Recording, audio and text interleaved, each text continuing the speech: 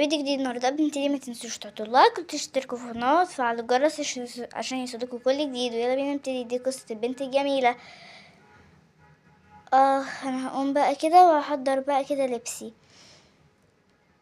هطلع بقى كده الطقم بتاعي وبعد كده هروح استحمى. هطلع بقى كده اللبس اهو، هروح بقى استحمى وبعد كده اجي بقى البسه.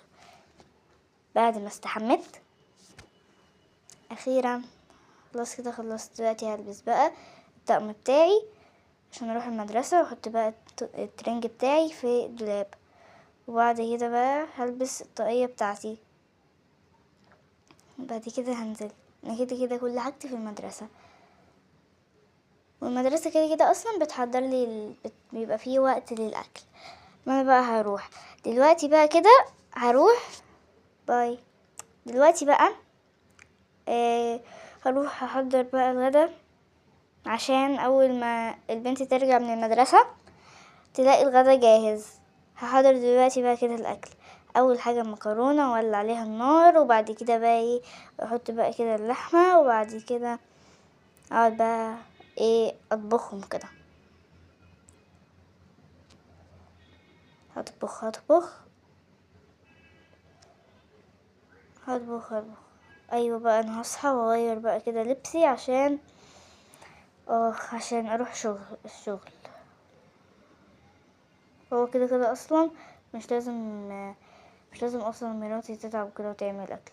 بقولك ايه كده مش لازم تحضري الفطار. ماشي كده مش لازم تحضري الفطار. ماشي عشان كده اصلا قالولنا ان احنا نفطر في الشغل. طيب اوكي. باي. انا هحرق بقى من الفطار الغدا قبل ما هما يجوا. يا ماما انا رجعت من المدرسة.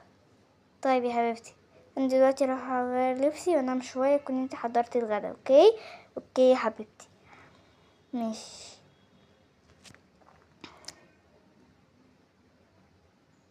اوكي.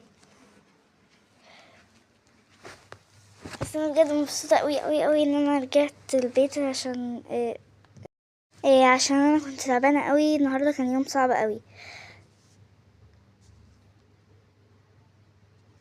ماشي يا حبيبتي. الحمد لله على السلامه. يلا روحي نامي شويه قبل ما اكون حضرت الغدا. ماشي. غير بقى كده وانام.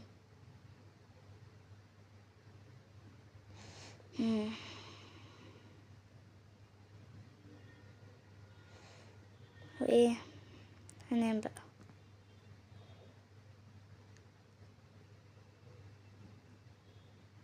حضر بقى كده الغدا. انا هقعد احضره. انا همسك الموبايل شويه. كده اصلا عملت الواجب في المدرسه. هما اصلا بيحلوا معانا الواجب. ما كده موريش حاجه. هتبقى هنا كده شنطتي. بعد كده افرد بقى كده على السرير. انا قاعده بتفرج. اخ.